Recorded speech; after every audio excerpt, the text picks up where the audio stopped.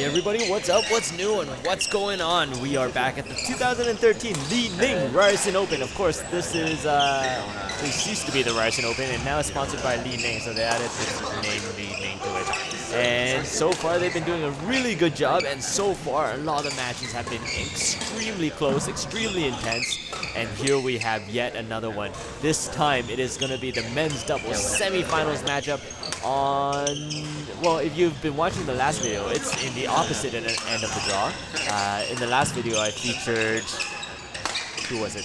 Yeah, I featured a bunch of guys in the quarterfinals on the bottom half of the draw, and this time it is going to be the top half of the draw in the semifinal stage, where we have on the far side of the court Dayvon Reid, the one in the gray, and his partner is going to be Aiden Lim. And both of these players are extremely strong in nets. In the past, they have won the Ryerson Open, but from the records that I've seen, they haven't won in doubles. They've won in, I think Aiden's won in singles and mix in the past. And Dayvon, well, I know as far as last year, he won singles as well. So, these two guys partnered up together this year to try to win in the Ryerson Open in men's doubles.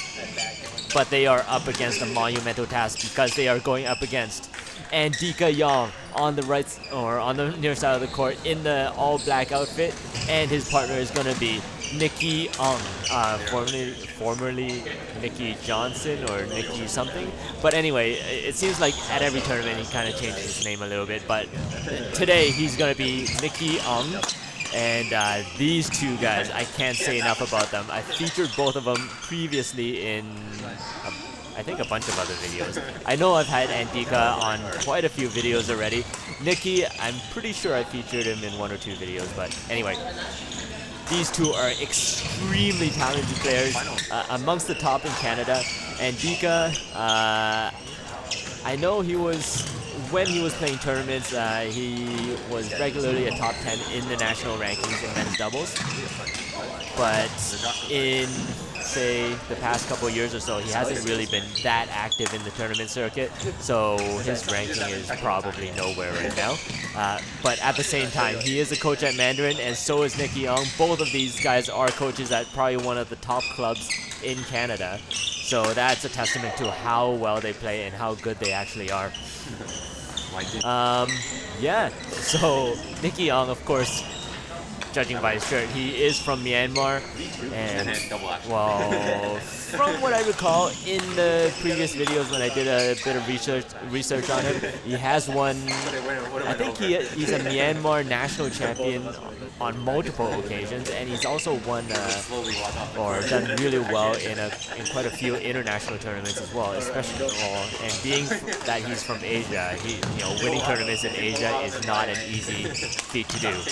So Dayvon Reid and Aiden Lim, so far not getting off to a spectacular start, but they've been kind of holding their own on the most part. Nicky Aung always with a huge smash. I don't even think that was a full smash at all. So far in the tournament, in all the previous rounds, I've been kind of watching his play every now and then, and pretty much 80% of his smashes don't get returned. And as with Andika's smashes, I mean, it might as well just be as hard. At the same time, it doesn't have the same angle because he's not quite as tall as Nicky Aung. At the same time, both of these players, if you're not at the if you're not highly ranked in the national level, it's gonna be really, really hard to get points off of them.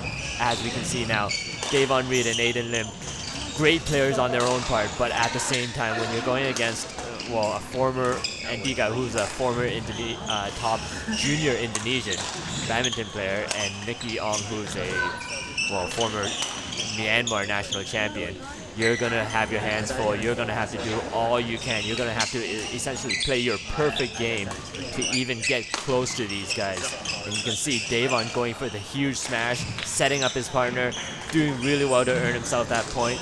And the scoreline is 5-10, and we're just under 5 minutes into this game.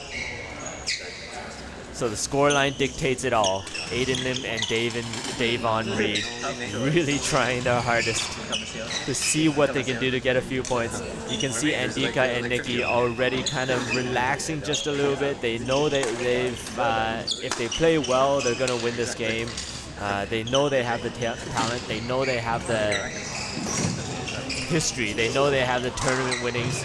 They know they are better than the guys on the far side of the courts. But at the same time, the guys on the far side, Dayvon and Aiden, they're not going to give up without a fight. So after the mid-game interval, 11-5 is the scoreline with Andika serving. Yet again, that powerful smash cross-court through the body. You might, sometimes you might even be tempted to leave it out because that was right at chest level. But with Nicky Aung being so tall and still managing to do that really big jump smash, that angle coming across your chest, with the smash coming across your chest, you know it's going to land in. You think it might land out, but it's always going to land in 10 out of 10 times. And once again, Nicky Aung and Andika Yong just casually breezing through this game so far. 13-5 is the scoreline. Let's see if they're going to need to turn it up at all, or let's see what Dayvon and Aiden have in store in the next few rallies. On court number 5, men's 8-flight, 7-5. Wow, Nicky with a deceptive backhand, the double pump backhand, kind of fooling Dayvon just a bit. Dayvon couldn't really get to that last shot in time and setting up for the win. Andika with a lucky net roll, and sometimes I don't even think it's luck for him anymore. He's been doing net rolls pretty much all day, all tournament long, and I've seen him practice, and he actually practices clipping the top of the tape before letting the bird drop on the other side of the court.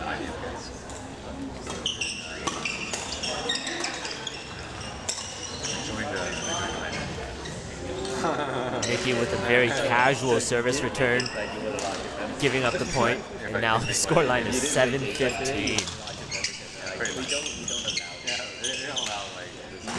So Dayvon trying to cut off that last shot, but couldn't really do too much with it. Sends it into the net. But Andika also causing an error for himself. And now 16-8 is the scoreline.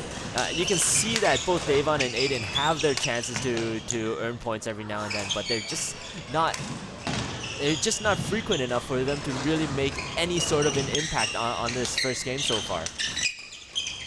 You can see them trying different moves, trying to mix in drops, trying to mix in half smashes. Andika with yet another mistake. Not that it really matters overall. Nicky doing a great job setting him up for that big smash from the front of the court. Andika just frames it, and that bird just sails way wide of the courts. Dayvon gets the serve now, still occasionally being able to get the point, either from a mistake on the near side or from really being crafty and earning themselves their own points. But at the same time, as I said earlier, these points are not nearly as frequent enough for them to really make any dents in the scoreline.